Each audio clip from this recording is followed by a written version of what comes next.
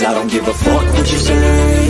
Yeah, I'ma do shit my way. So you can go kick rocks, I'ma stack bricks up, build what I want to make. Yo, I got a lot of shit to say, so I'ma do this every day. I'll be writing things until I'm fucking buried in my grave. 6 feet deep under, but my body won't decay. Cause my messages are timeless, so they'll put them on display. Oh yeah, I rap with a certainty, I have a sense of urgency. A message for eternity, for everyone internally. I had some people burning me, but now they fucking learn to see I ain't the one to fuck with, now they looking nervously. And I don't really care what you think of me respectfully. You can kick rocks if you think you're fucking better, see. I will outwork you, turn you to an enemy. Hurt you so bad that you're gonna need some therapy. I got the motherfucking recipe. I've been cooking up hits, I'ma leave a legacy. You'll be looking small when you're standing right next to me. I'm 5'10", bitch, but I'm 10 feet. Cause I don't give a fuck what you say. Yeah, I'ma do shit my way. So you can go kick rocks, I'ma stack bricks up, build what I want to make. Cause I don't give a fuck what you say. Yeah, I'ma do shit my way. So you can go kick rocks, I'ma stack bricks up, build what I want to make. Yeah, I'ma do it my way.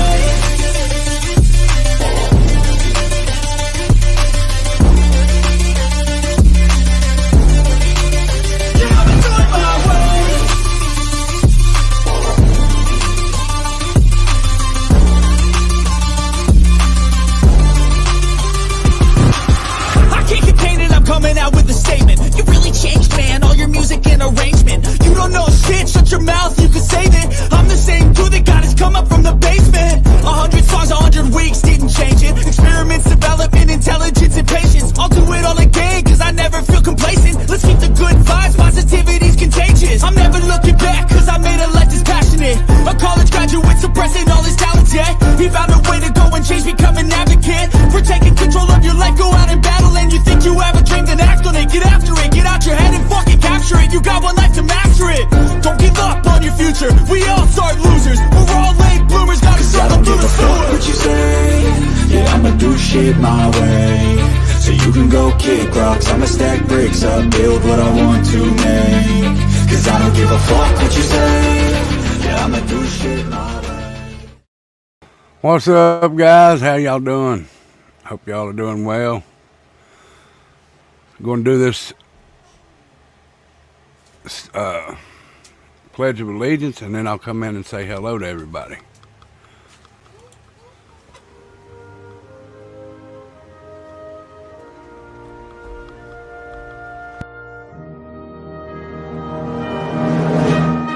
I pledge allegiance to the flag of the United States of America and to the republic for which it stands, one nation, under God, indivisible, with liberty and justice for all.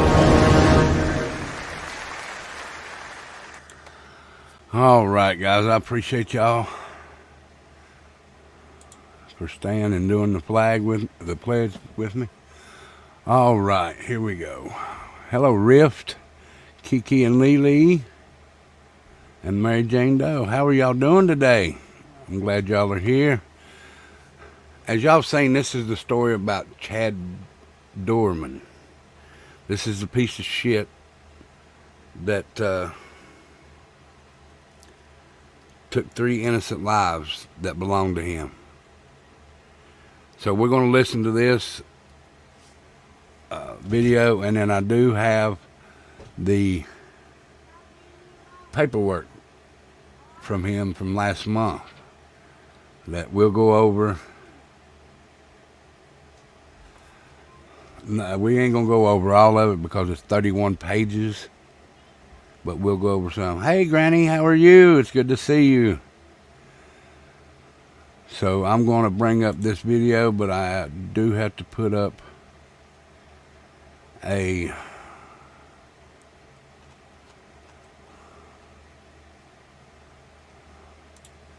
blocker. All right, so I'm gonna go over here, this, share it, make it bigger. We're just gonna listen to a little bit of it, and we'll go from there. All right. So here we go. Chad Dorman. 4 shocking developments in Ohio dad accused of executing 3 sons. And he says quite a bit in here, Chad knows what's right. I don't know why he's saying that. Insanity plea maybe, but let's listen. All right. Y'all put a 1 in chat if you can hear this.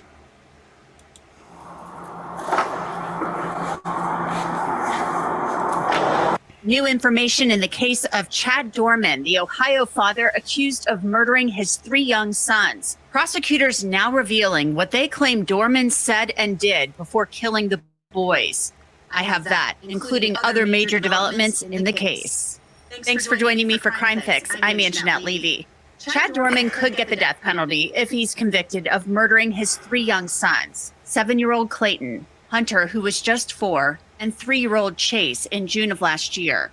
Prosecutors are now revealing what they claim Dorman did on that summer day. It's actually hard to think about because it was a beautiful summer day. The sun was shining. You can see it in the body camera footage. The 3 boys, Clayton, Hunter, and Chase, were likely just playing as kids do during those summer months. But according to an amended bill of particulars filed by prosecutors, Chad Dorman was acting strangely that day in June. The document, which details the charges against a defendant, says Dorman returned home early from work and at one point obtained a Bible and was walking around the house with it. Prosecutors write, while walking with the Bible, the defendant was mumbling, quote, "Chad knows what's right." Dorman then began to get into the gun safe located in the master bedroom. But then Dorman's wife told him that he was scaring her and that she didn't like what he was doing. She planned to call his parents. That's what the document says. Then prosecutors said Dorman responded that he was, quote, "just kidding and playing around." Dorman's wife told investigators that she didn't want him to be alone because of the way that he was acting. So she and one of the boys stayed in the room with him. And this does have a trigger warning, guys. When we started Versus 10 years ago, Sorry about the... Then Dorman got out of bed and pulled a .22 caliber rifle out of the gun safe and shot one of his sons. Prosecutors say Dorman's wife called 911 and tried to help her wounded son, and she also tried to protect the other boys, but Dorman chased them down and shot them, even demanding his stepdaughter put one of the boys down as she ran for help. They said the girl put the boy down, and Dorman shot him. Stand up! Police body camera footage showed Dorman sitting on the front steps of his home. He has that rifle sitting next to him, and he does not resist being taken into custody by sheriff's deputies in Clermont County, Ohio, east of Cincinnati. Can I roll over? I ain't gonna hurt you. I ain't gonna hurt nobody. Hey, Miss Cindy, how are you? Good to see you. Thank you. That's it. Dorman calmly stated that no one else was left in the house. My daughter, she ran over to the fire department. Sit down. It's my stepdaughter. Put him in the cage. This is a law and crime legal alert. Google Incognito tracked users' browsing data without their knowledge. Mass Tort Alliance, one of our legal sponsors, is helping users file for compensation because Google misled users about the privacy of their incognito browser. If you've used Google Incognito anytime since 2016, you can start your claim by answering less than 10 questions. Just log on to incognitoclaims.com/crimefix. Now, you may be asking yourself, why are prosecutors now releasing this information about Dorman coming home early from work, walking around with the Bible, and saying Chad's always right? Well, a lot has happened since Dorman was first charged with murdering his sons last summer. One major development that we've covered for you here on Crime Fix, the judge presiding over Dorman's case granted his request to suppress his interview with law enforcement. That means Thank you, Mary Jane. is not going to see it. I believed that he wanted to talk to me based on our short interaction earlier in the interview where I said that I wanted to talk to him, and he said, that's fine. Actually, I said, I want to talk to you if that's okay, and he said, that's fine. That was Clermont County Sheriff's Detective Michael Ross testifying earlier this year about his interaction with Chad Dorman following his arrest. Several times, Dorman mentioned talking with, quote, a lawyer. I felt obligated to explore it a little bit, yes. So I did. I asked him if he had a lawyer. And what did he indicate to you? He said we have family lawyers. And did you follow up on that? Yeah, again, I felt like pulling teeth. I'm trying to get him to talk about it. They tell me, who's your lawyer? So I asked him if there was somebody we could call. And he said, Keith Dorman and Ruby Franklin. And did he give you any information about those two individuals? Yes, I followed up with them. Keith Dorman is his father, and neither one of those people are attorneys. So he was able to tell you Keith Dorman is his dad. What did he say about Ruby Franklin? He said that she was in the CIA, and I said, well, is she a lawyer in the CIA? And he said, she's in the CIA. So neither name that he gave me were even close to lawyers. So right there, Detective Ross detailed an exchange he had with Chad Dorman where he talked about wanting a lawyer. And he's talking about a woman named Ruby Franklin, whom he claimed was in the CIA. It turns out, of course, that Ruby Franklin was a woman he used to know. And back to that statement about Dorman carrying around the Bible. Here's what Detective Ross said Chad Dorman said to him about the Bible. He had made a comment that the Bible says that you kill your firstborn, you kill your secondborn, you kill your thirdborn, but first you're supposed to kill your wife. I didn't kill my wife. So I really thought that was a very important comment that he had just made. And I wanted him to repeat to me some of the things that he had said. And I was asking him about that, and he cut me off. Can anybody show me in the Bible where it says you're supposed to kill your wife, your firstborn, your secondborn, and your thirdborn? Can anybody show me that? My granny read the Bible to me all the time, and I don't ever remember hearing that from any of the talks that she had. So, but yeah, I don't believe that shit for 1 minute. Can anybody show me that in the Bible? He stopped me from talking and said, I'll just, in all one sentence, he says, I'll just wait for a lawyer. I really don't know. Like, give me a couple days, I'll talk to a lawyer and get nice, good answers. He says that all in basically one breath. Sorry about the commercials, guys. Again, that was another exchange in which Dorman discussed wanting to speak with a lawyer. And all of this discussion by Dorman led Judge Richard Ferenc to throw out his interview with law enforcement. Judge Ferenc found that Dorman had unequivocally asked for a lawyer. Dorman had made other statements during that interview that prosecutors can no longer use against him at trial. He said, almost like under his breath, like a whisper, what the f did I do? Another point, he says, what the fuck did she let me do? Another time, it looked like he was checking the back of his shirt for blood. There was another point where he's looking around and he says, where's the cameras? Where's the cameras? So he was looking for cameras. Now, after Judge Ferenc determined that Ross's continued questioning of Dorman after he had asked for a lawyer violated his rights, Dorman changed his plea from just not guilty to not guilty by reason of insanity or mental disease or defect. So he's admitting. There it is, guys. By reason of insanity. I knew an insanity plea was coming.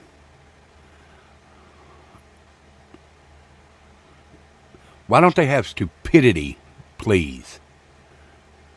Because he's stupid as fuck. Why don't they have dumbass pleas?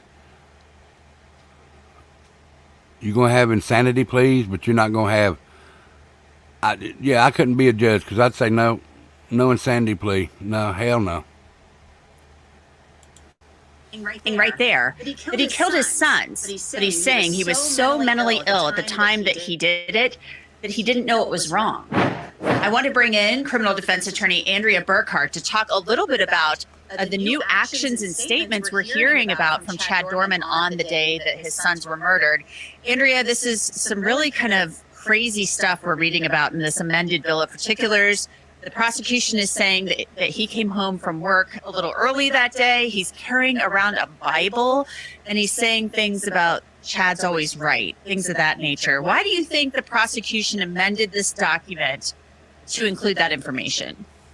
Well, this seems to be pretty explicitly a response to the not guilty by reason of insanity plea that Chad Dorman is pursuing here. Ohio follows the conventional insanity standard, which is not based on does a person have a mental illness, is a person out of touch with reality, or something like that we commonly associate with a lot of mental disorders in this type of context. The standard is very specifically whether he understands the difference between right and wrong. And so that is the precise question the jury is going to have to answer in evaluating his guilt or innocence in this particular case. So by including this information that would appear on its face to relate to his ability to tell right from wrong, that he understands that shortly before committing these terrible killings, that would go to the substance of the defense, and from the Commonwealth's perspective, it would tend to undermine that. And just from our viewers and listeners, just so they understand what this means in this case, the not guilty by reason of insanity, the defense is basically saying and conceding, our guy did it. He pulled the trigger. However, he shouldn't be held legally responsible because he didn't know right from wrong. He's so mentally incapacitated. There's something so wrong up here that he needs to be maybe in a mental institution and not in prison or possibly get the death penalty. Yes, that's correct. And so the general idea behind this is that a person who is not mentally fit at the time that they commit a crime, they're not as culpable as somebody who is in their right mind and deliberately and knowingly makes a decision to do something like this. That because of circumstances beyond his control, he is just simply unable to make the same quality of decisions as people who aren't suffering from this type of illness would be able to make. So this is a... Okay, first of all, thank you, Sasquatch. Appreciate it, brother. First of all, he was capable of going to work that morning. He was capable of driving a car to and from work. He was capable of owning guns.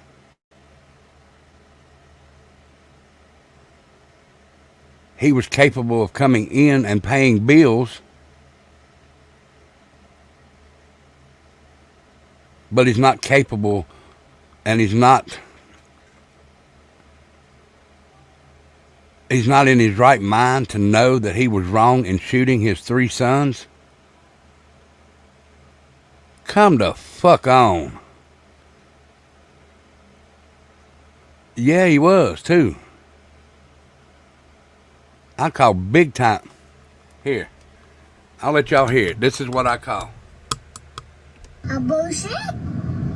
A bullshit. A bullshit.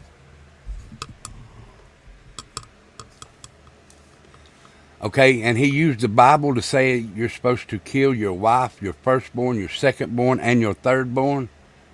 Never seen that before a day in my life, but I do know in the Bible it says an eye for an eye.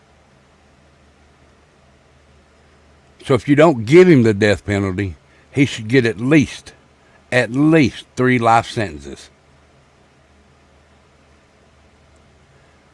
But I think he should be shot 3 times right in the head, or wherever he shot them little boys at. I don't care. He should be shot. He should be put in front of a firing squad. In my book, whatever you do to someone, you should have it done right back to you. Fairly conventional approach to legal responsibility throughout the United States. Not universal. Idaho, for example, doesn't recognize a classic insanity defense, but it's certainly consistent with the common law tradition that goes back to England and has really been the case in this country in most places for about as long as we've had legal cases here. Chad Dorman's statement to investigators was suppressed, and in that statement, law enforcement said that he said things like, under his breath, while the law enforcement officers were out of the room. Why did Feeling she a little let better. me do that, or why did I do that? Thank or, you for asking, things of that Jeffrey. nature. But he also made a lot of statements in there that made it sound like he was not all there mentally. He's talking about somebody named Ruby Franklin, that when he's talking about a lawyer that he says was in the CIA, but it was really somebody he knew from years past. I mean, there's something definitely maybe not right up there. There's this statement about carrying around the Bible and, Chad's always right. And then maybe when his wife is saying, you're making me uncomfortable getting the guns out. And he's like, oh, I'm just joking. That shows right there that he knew what he was doing. He was able to make that decision to not take the guns out at that What's up, moment. So Mopar? that means Thank you for he being knew here, full brother. well what he was doing and that it was wrong. Everybody I hit think that that's like, share, certainly and the subscribe for me argument if you that haven't. the If you have, prosecution thank is you so going very to make much. in this case, that it shows his ability to reflect at the time on the moral significance of his actions. This telling the difference between right and wrong, it's a very difficult legal standard for a defendant to meet, because people can be completely psychotic. They can be completely out of touch with what is happening in reality, but still understand what would be the right thing to do, even in this situation that they're perhaps, hallucinating or delusional about. So having the ability to conduct moral reasoning, it's not something that you typically are going to lose just by virtue of having some type of mental illness. So it is this very distinct legal standard that doesn't necessarily correlate very well with is somebody with it or not. Now, with these statements that have been suppressed, I think there's a little bit of a challenge here, because the fact that some of those are potentially helpful to the defense in this case, and he may want to use those in order to show, for example, Chad is always right. Well, that's not necessarily rational. Most people's morality isn't self-referential. We're not gods here. And so that type of thing could potentially be helpful to the defense to show Appreciate it, brother. he's not capable of making that kind of rational evaluation.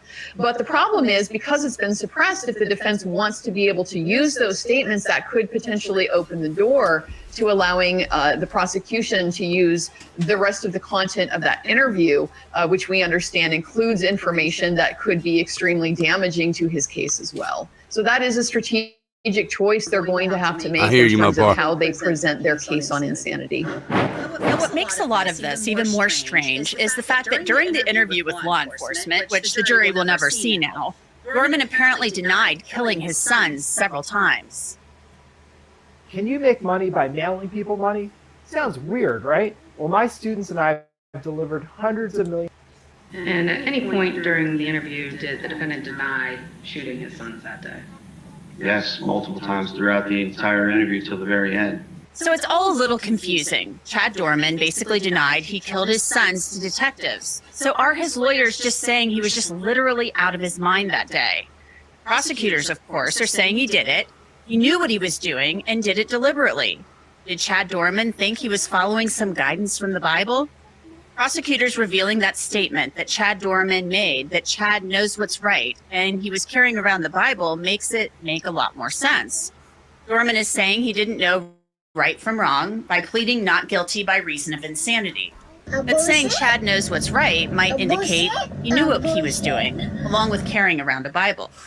Chad Dorman may very well be mentally ill, but that doesn't mean he was insane at the time he killed his sons.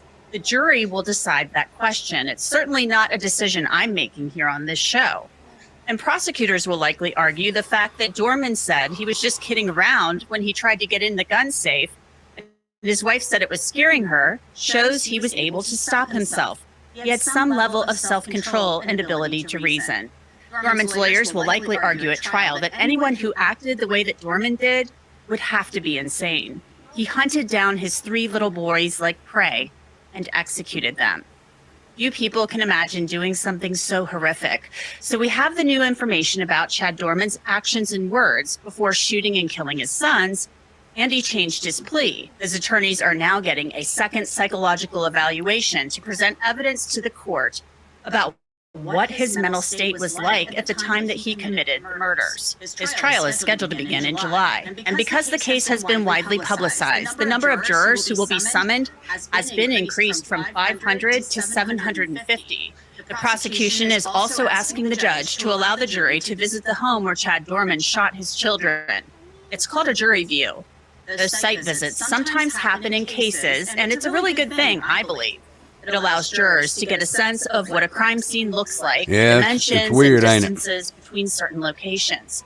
Some people don't like them. I personally do, not only as a news person, but I was a juror in a murder trial a long time ago, and I thought that it was really helpful. So we're going to keep an eye on this case and see what happens next and keep you up to speed. That's it for this edition of Crime Fix. I'm Anjanette Levy. Thanks so much for joining us. I'll see you back here next time. So,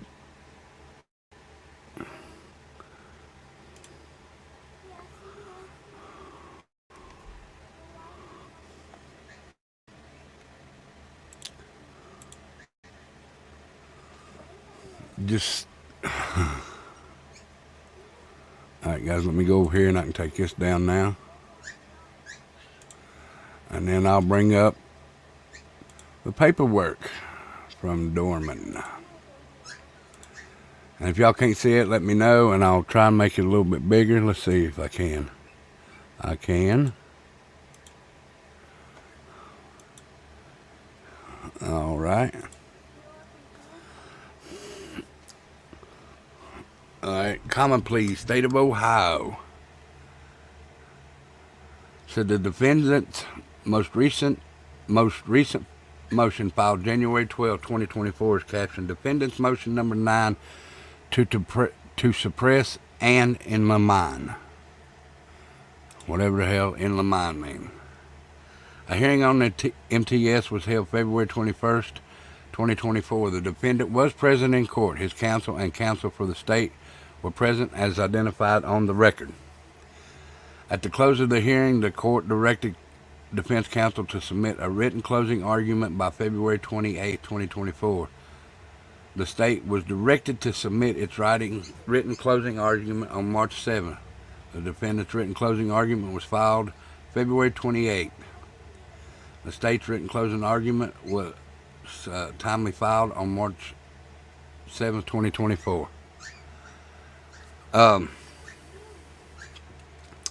Okay, the background. So the defendant is alleged to have killed his three young sons, ages 7, 4, and 3, on June 15th, 2023. All were shot and killed at the family's home on Laurel Lindell Road in a more rural, southeasterly area of Clermont County. It is also alleged he seriously wounded another child and his wife. The defendant was apprehended at the scene and immediately taken into custody. He was secured in the back seat of a deputy's SUV cruiser that was parked along Laurel Lindell Road, some distance from the actual crime scene. He remained in the cruiser for about 50 minutes until he was transported from the scene to the sheriff's office in Batavia, Ohio. A Clermont County jury returned a 21-count indictment against the defendant on June 22nd, 2023. He stands indicted on 9 counts of aggravated murder, each coupled with 3 capital aggravating circumstances, 8 counts of kidnapping, and 4 counts of felonious assault. The state presented 6 witnesses, Sheriff's Deputies Chad Popman, Jeffrey Rudd, and Melissa Schmees, Sheriff's Detective Michael Ross, Renee Butcher, and social worker employed by Child Focus Incorporated, who provides her professional services primarily for inmates within the county jail, and Amy Griffin, a nurse employed by the private medical provider who provides medical treatment for inmates within the county jail. The state also admitted without objection from the defendant the following exhibits. 1A and 1A2 are audio-video recordings captured by Deputy Popman's body-worn camera. On June 15th, while at the scene, 2A and 2B are audio-video recordings captured on Deputy Rudd's body-worn camera on June 15th while at the scene and in transit with the defendant to the Clermont County Sheriff's Office upon leaving the scene. EX3 is a copy of the Miranda advisement card, the rights card, used by Detective Ross prior to his interrogation of the defendant at the Sheriff's Office.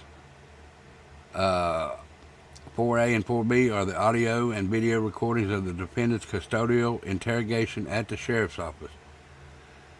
EX5 is the audio-video recording Ms. Butcher's interview with the defendant on June 16, 2023 in the defendant's cell at the county jail, the Butcher interview. EX6 is the audio-video recording of Ms. Griffin's medical examination and interview of the defendant June 17, 2023 in the defendant's cell at the county jail, the Griffin exam. The MTs are directed only to statements made by defendant after he was transported from the scene and initially interrogated at the Clermont Sheriff's Office and then transported to county jail. There are essentially 3 instances of custodial statements obtained from the defendant the MTS challenges. The first instance is the custodial interrogation that took place in a small interview room at the Sheriff's Office on June 15th, 2023. The second instance is the Butcher interview that took place June 16th in the defendant's jail cell after he was transferred from the Sheriff's Office. Ms. Butcher is a mental health social worker employed by a private entity, Child Focus Incorporated. Her interview related to the potential mental health issues of the defendant at the time. The third instance, the Griffin exam, occurred on June 17th, also in the defendant's jail cell. The third instance was initiated by the defendant as he was complaining of chest pains and requested medical attention. These statements were elicited solely in response to Nurse Griffin's questions related to his claims of chest pains. The defendant raises a number of claims as to each of these 3 instances. The court will address each instance separately and address facts relatively to each accordingly. All right, this is the one. Detective Ross failed to properly advise the defendant of his pre-custodial interrogation rights as enunciated by Miranda versus Arizona.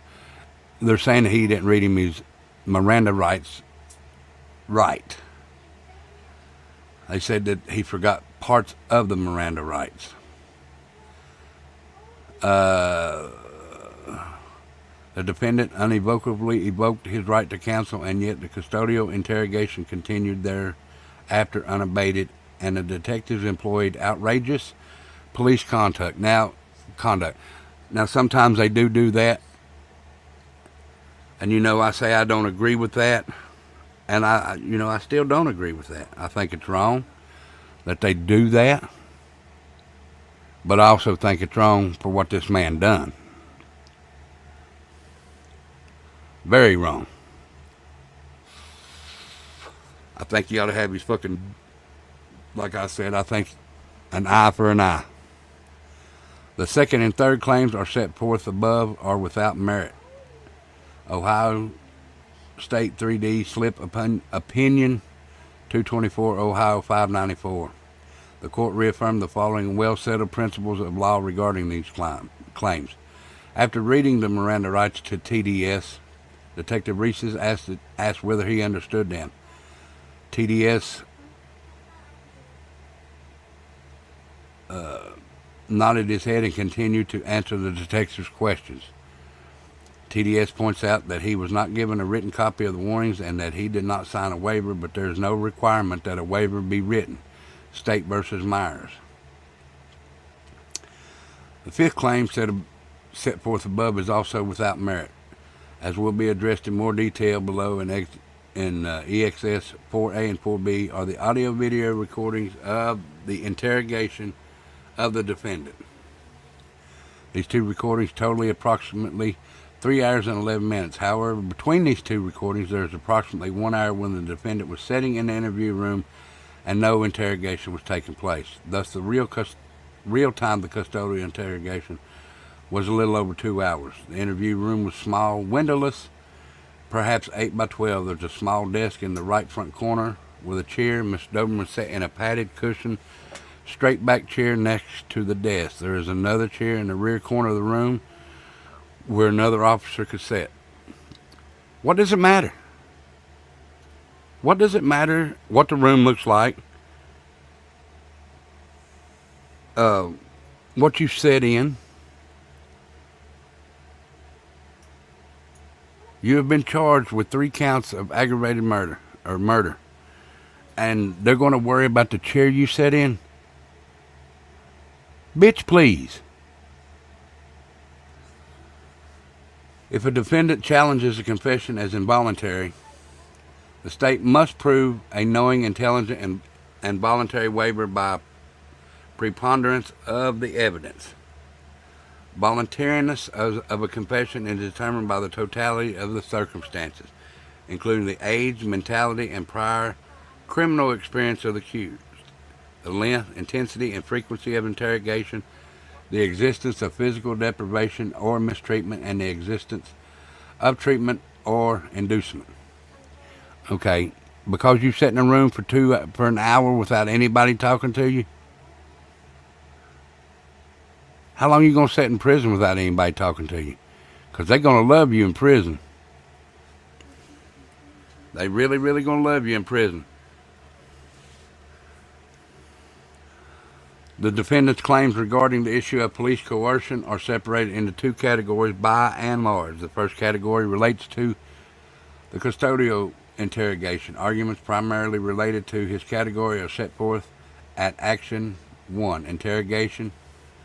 What's up, NCTC? It's good to see you, brother. So you must have changed your name from SWTC to NCTC, right?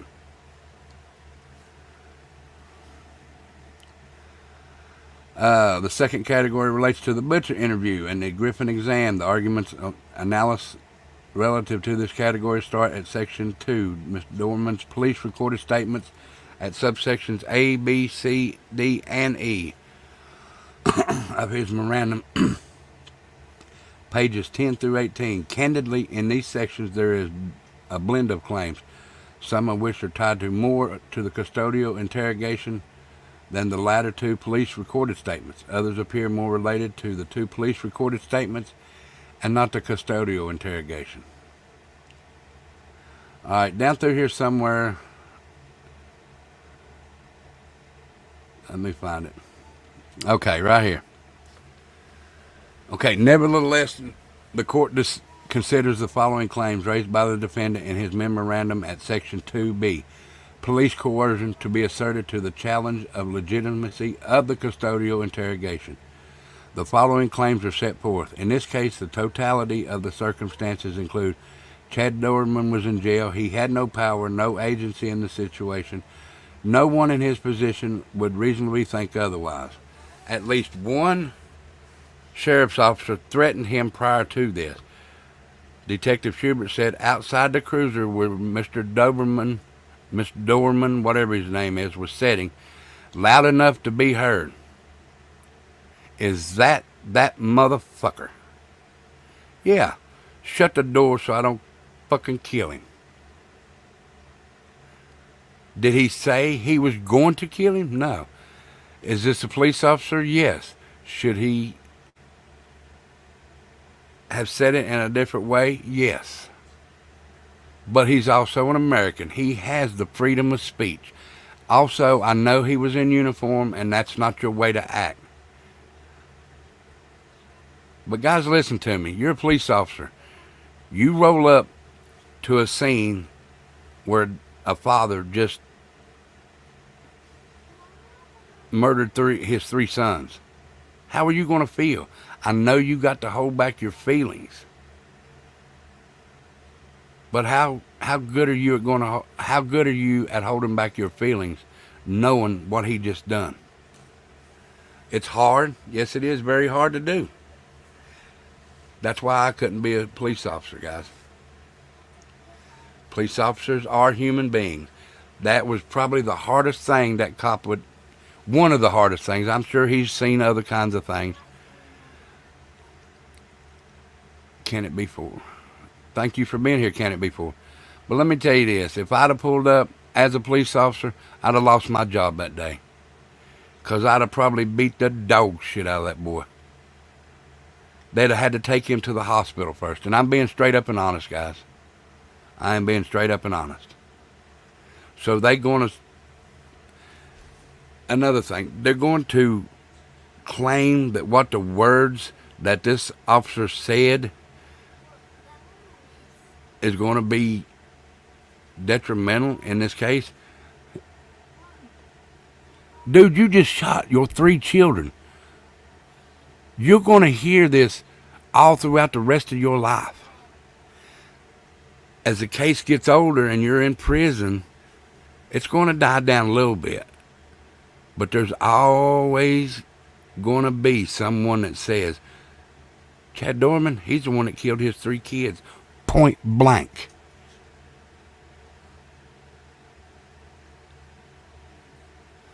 So why are you worried about what a cop says? Is that motherfucker? I'd have said, is that son of a bitch? You better shut that door before I fucking kill this bitch. That's exactly what I said, guys. Straight up and honest. And then they said the detective had previously ignored his request for counsel. Detective used coercive tactics. Thank you, Undercover Mermaid. I'm feeling a little better. All except for reading all this shit about this piece of shit.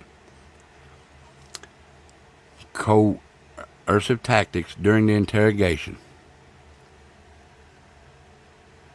I think he shot her in the hand when she went to grab the gun. I think it says in here that he did shoot his wife in the hand.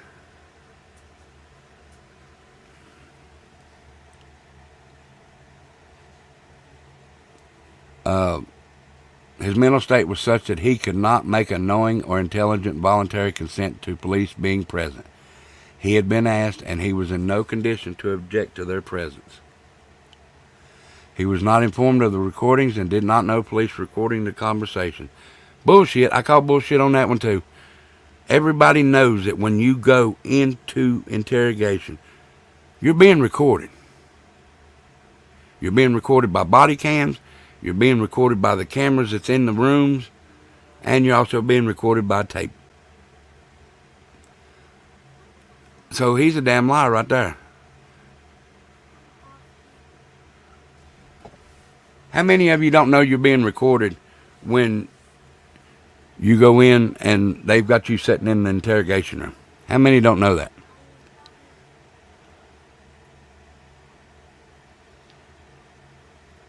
Put a 1 in chat if you don't know that you're being recorded when you're in a police interrogation room.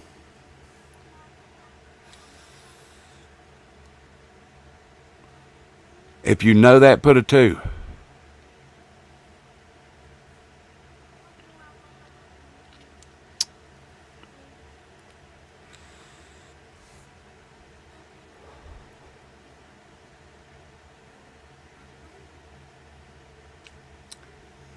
So he's the only one in this whole wide world.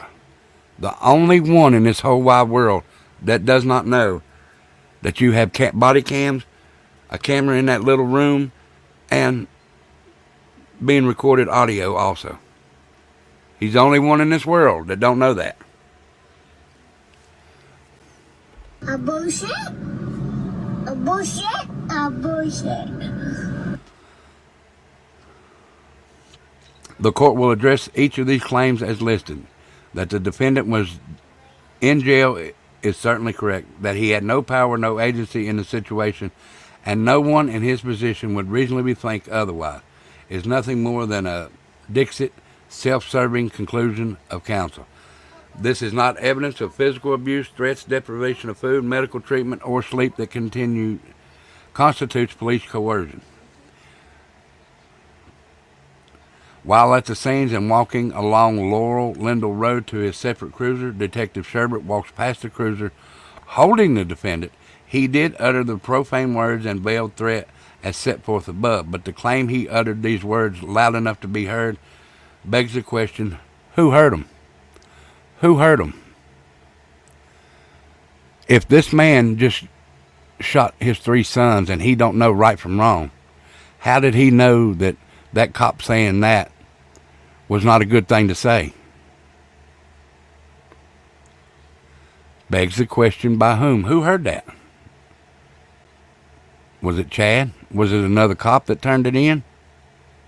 Was it a fireman? Was it a neighbor standing there? It was Chad. Chad heard that. So there's another bullshit lie, or bullshit thing. There is no allegation that the defendant heard them, and no evidence was adduced at the hearing that he did. The court has reviewed Rudd's BWC, that body-worn camera, that recorded these words. Detective Schubert was walking at a normal pace as he was going to his cruiser. As he approached Rudd's cruiser with the defendant in the back seat, he was 6 or 7 feet away from... That dude is ridiculous, Shan. He's very ridiculous. 6 to 7... Okay, Shan, you're from that state?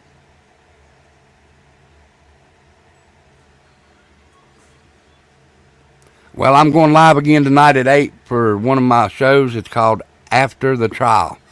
I'll be talking about the D.C. snipers that happened years back. All right, let me ask you this, Shan. If you went to jail, in your state, and they took you into the interrogation room, would you know that you're being recorded and audio recorded? If they took you in an interrogation room, would you know that you're being video and audio recorded in the interrogation room?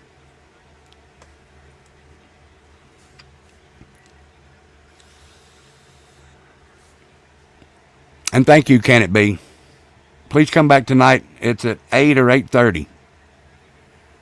Thank you, Shan. He's saying that he didn't know he was being recorded. And this is my favorite word, guys. He didn't know he was being recorded? A bullshit. A bullshit. A bullshit. Come on now. But thank you for answering that, Shan. He's the only one in the entire world that I know of that knows that you're not being recorded.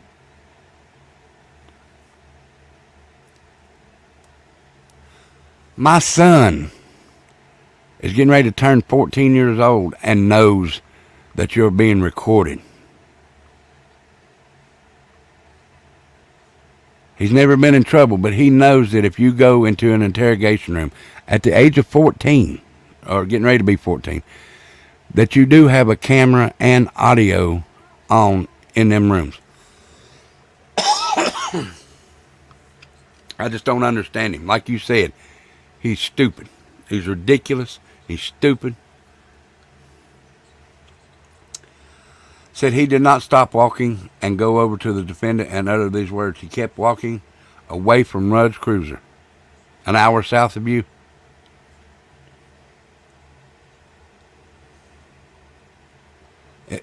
I know he goes to court in June or July.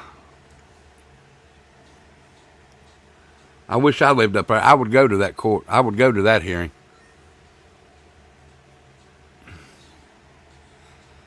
Hey, Hippie Grandma, it's good to see you.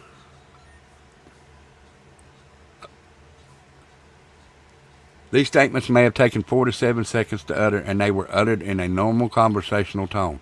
He did not shout these words in the defendant's direction. At the time he uttered these words, there were other deputies standing in the same area. There was ambient police radio conversations close to the detective and the defendant that can be heard when the words were uttered. The rear door of Rudd's cruiser was partially ajar, and the window was only down about halfway.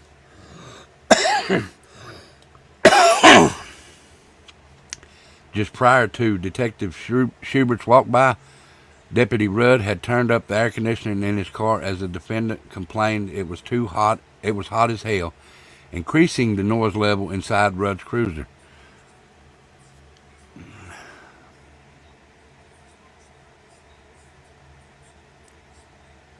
Yeah, that's unbelievable, man. Oh, I would have said worse. Well, I'd have said the same thing, but it'd have been a whole lot worse. And it had probably been pointed right at him. The court finds it most unlikely that the defendant could have even heard these words. And let me say this right here. Deputy Rudd had turned up the air conditioning in his car as the defendant complained it was hot as hell. It's going to be even hotter when you get convicted.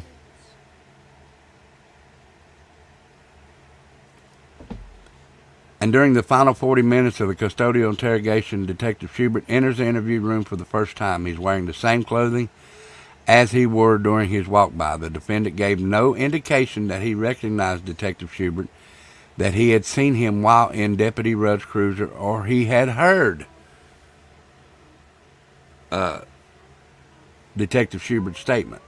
Absent any evidence that the defendant actually heard these statements, this is not evidence of physical abuse or a threat as a means to gain confession during the custodial interrogation, nor any of these other factors Garrett found to constitute police coercion. So I guess they're trying to say that him saying that he would fucking kill him. It's about Chad Dorman. This is his paperwork. He's trying to, I guess, plead insanity. And he was not read his Miranda rights in the right way.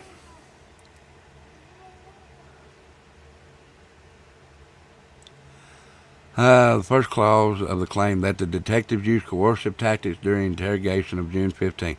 Okay, they used coercive tactics on everybody. They use them on everybody. That's their nature.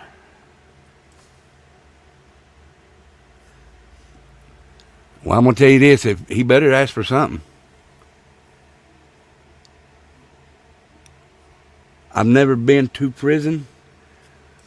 I've been to county quite a bit, and at county it starts.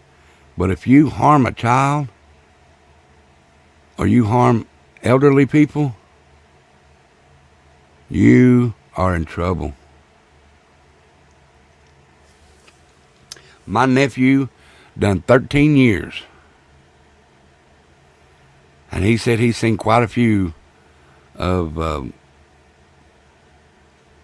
people that mess with children, people that kill children, or people that mess with elderly or kill them. Yeah. Quite a bit. Hey, Joni. Let's see here. The second clause of this claim is accurate in that the detective used the term monster while interrogating the defendant. By the timing and context of the use of this term belies the defendant's contention here. You are a fucking monster. Quit being a fucking crybaby because people use words against you, you piece of shit.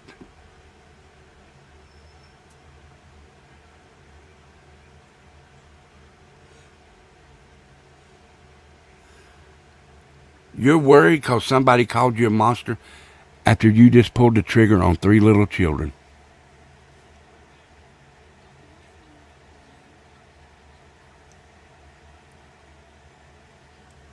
I'd have used dead man instead of monster. Just my opinion. Everything that I say on here is just my opinion.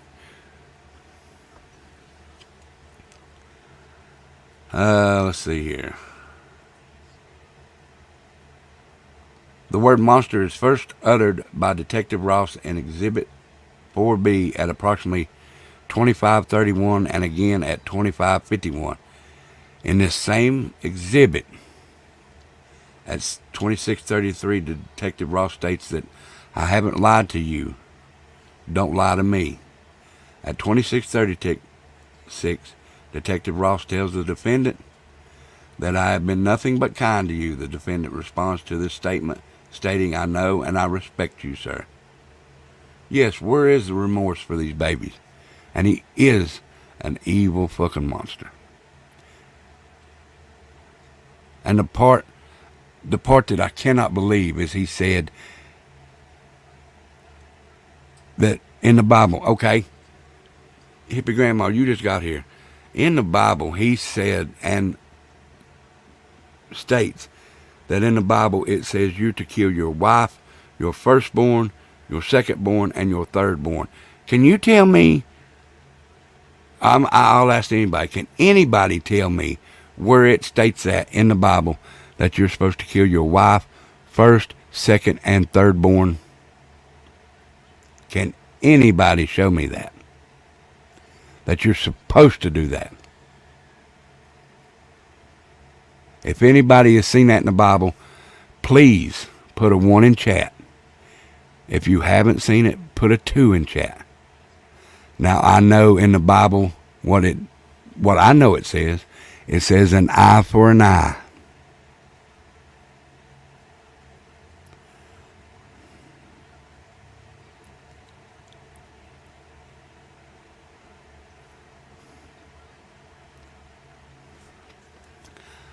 Exactly. I don't know what Bible he's reading either.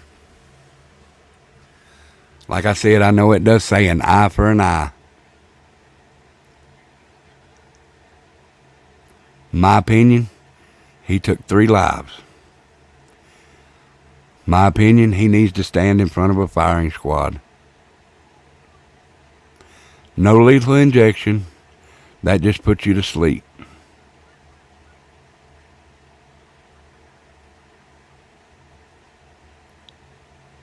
I see it now, Mary Jane. Like I said, the lethal injection just puts you to sleep. Firing squad.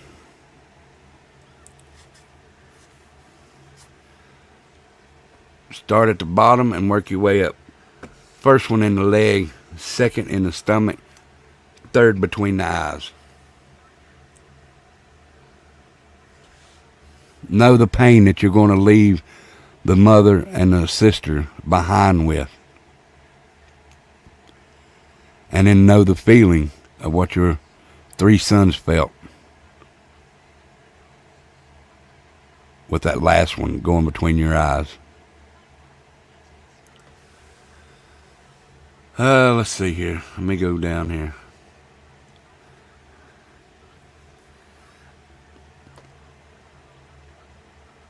And the not knowing that what he done was wrong.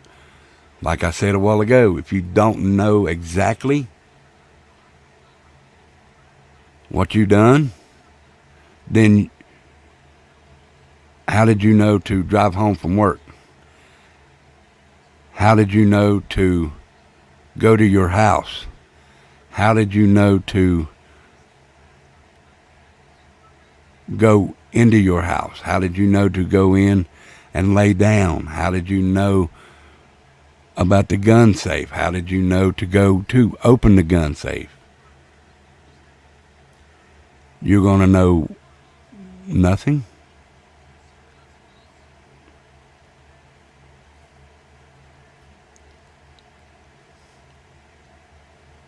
You don't know what's right. But you knew none of that was right coming up. But you went ahead and done it anyway.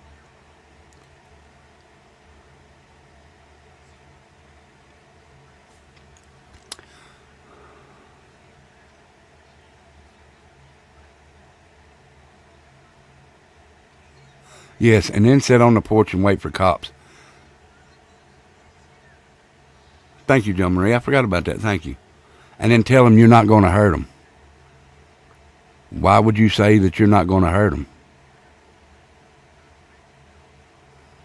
He hunted those kids.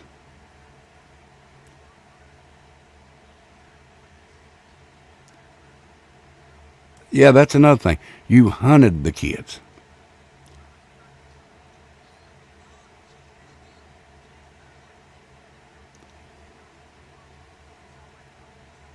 Yet you didn't, you're trying to plead insanity. And another, I call bullshit on that.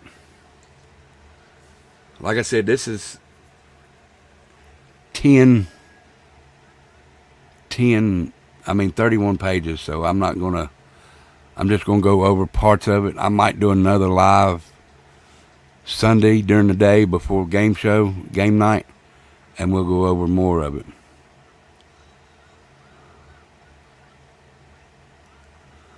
Okay, as noted earlier, the defendant's custodial interrogation lasted a little over 2 hours.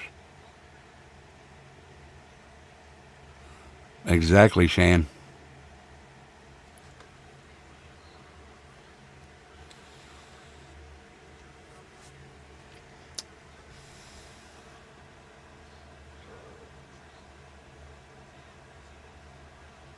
They might not allow those, Mary Jane.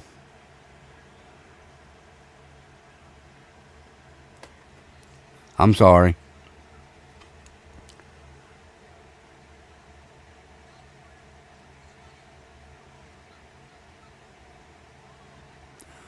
Mama P.I., hey, it's good to see you. Thank you for being here.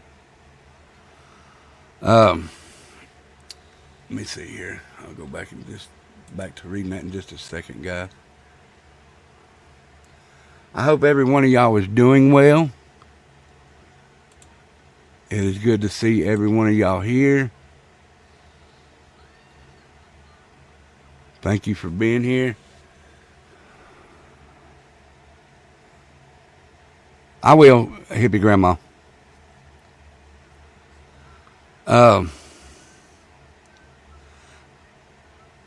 During that time, he was given a bottle of water. I'd love to see it if they had it in that state. A can of Coke, dipping tobacco, offered food, which he declined, and asked if he needed any medication, which he declined. While his hands were initially cuffed behind his back just prior to the start of the interrogation, Ross loosened them and moved his hands in front of his body, which enabled him to stretch his arms from time to time, drink water, Coke, and put dipping tobacco in his mouth, and his ability to move his arms were less restrictive than at the outset. That Sebastian Rogers case, that's really got me.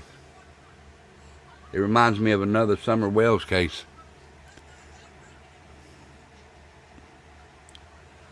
At no time during the 2+ hour interrogation did any detective make any type of threat to the defendant. And this is all on record, on audio. They should be able to go back and read it or listen to it.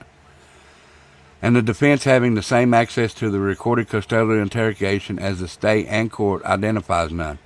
At no time during the interrogation did any detective make any type of promise of any nature to the defendant, and the defense identifies none. There were clearly not one single act of physical abuse of any nature inflicted upon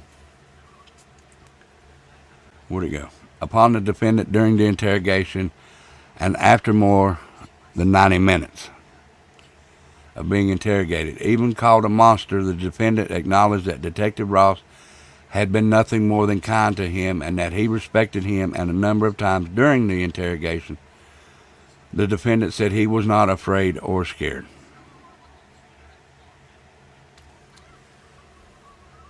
So you're not afraid or you're not scared, but yet you're going to come up with all this shit. You're going to try to plead insanity and all this. So guys, we're on page 8 right here. Y'all do me a favor and hit that like, hit the share, and subscribe if you haven't. If you have, thank you so very much. If you haven't, please consider it. I do mini-series now. I hope y'all like the mini-series. They are after the trial mini-series. What happens to the people after the trial?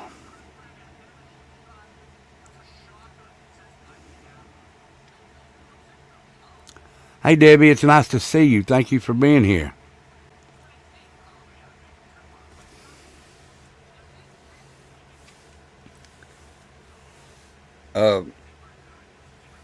But tonight I'll be tonight at 8 p.m. I'm going to go over the DC snipers.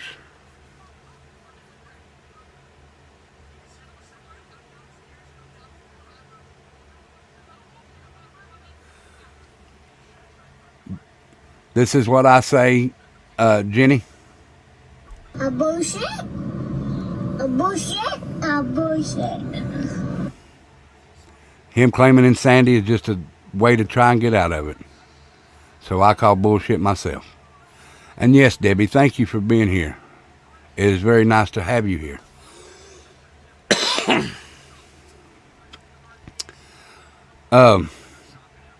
But I'm going to stop right here, and Sunday I will do another.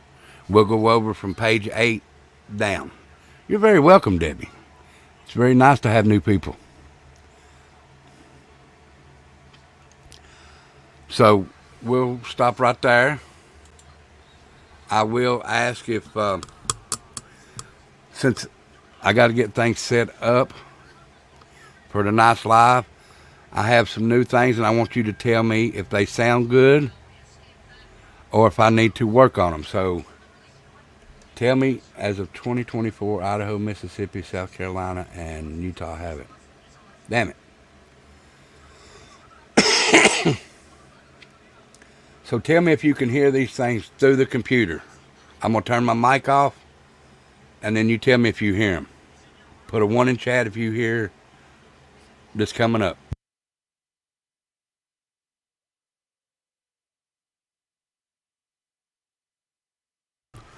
Did you hear anything through the computer? Or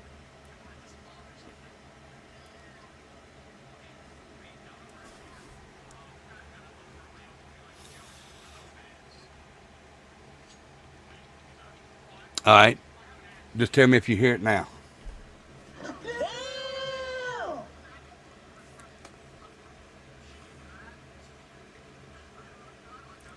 I'm trying to get my sound, my stream deck set up.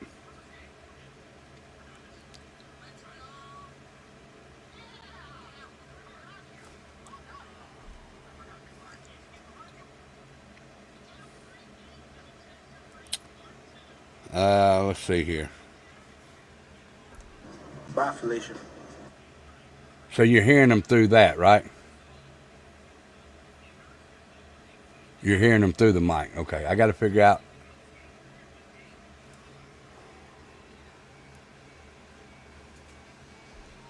Bye, Felicia. Is that better? All right, I got to figure out how to run them through the computer then. Okay.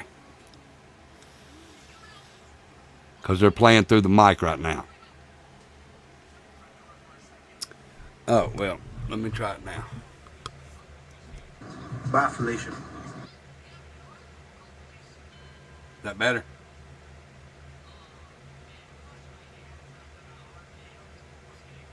He is from, where the hell is he from? Ohio? Yeah, he's from Clermont County, Ohio. Okay. Just wanted to make sure.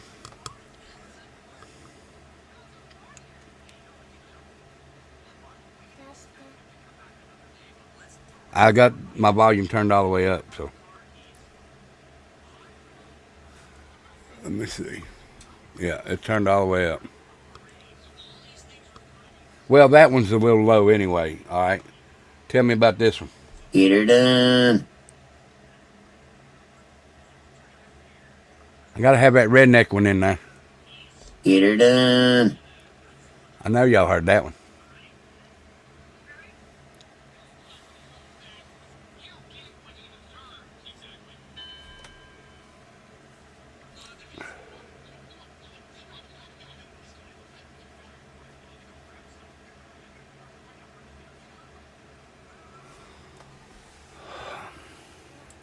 You might be able to hear it a little bit later. I gotta work on some things here. But guys, I am gonna jump off here so I can get my other live ready. It's already set up. I just gotta get all the stuff lined up to talk about it.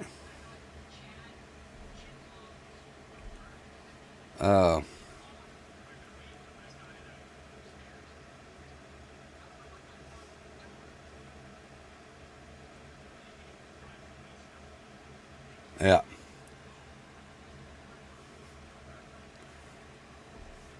Oh, yeah.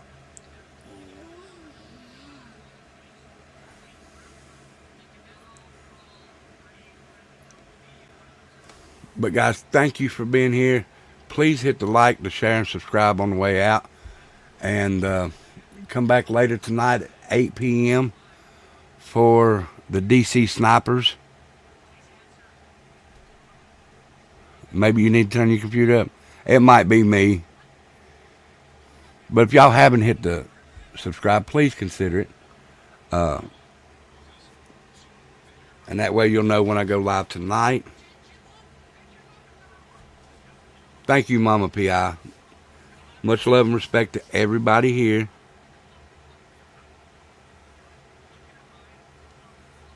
I do too, Jenny. I do too. And to be honest, I think his punishment should be the firing squad. One in the leg, one in the stomach, for the pain that he's going to cause his wife and stepdaughter. And then one for his sons, because they're not around no more, and he definitely don't need to be around. And everything I say, guys, is just my opinion. But guys, I will see you later. Y'all be good and stay safe. And I do have a free bird one, so here you go for the free bird. So remember, please come back. We don't say bye over here. We say see you, because bye is too permanent. And we would love to see, and we would love to see you back over here. I feel bad for his wife too. I feel bad for his daughter, stepdaughter. I really don't. I feel bad for them because they don't have the kids no more. But I feel better for them because that piece of shit is not in their life no more.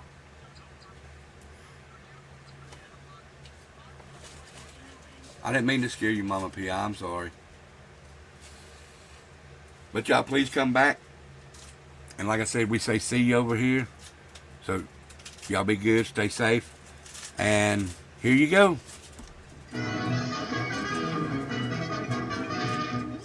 That's all, folks.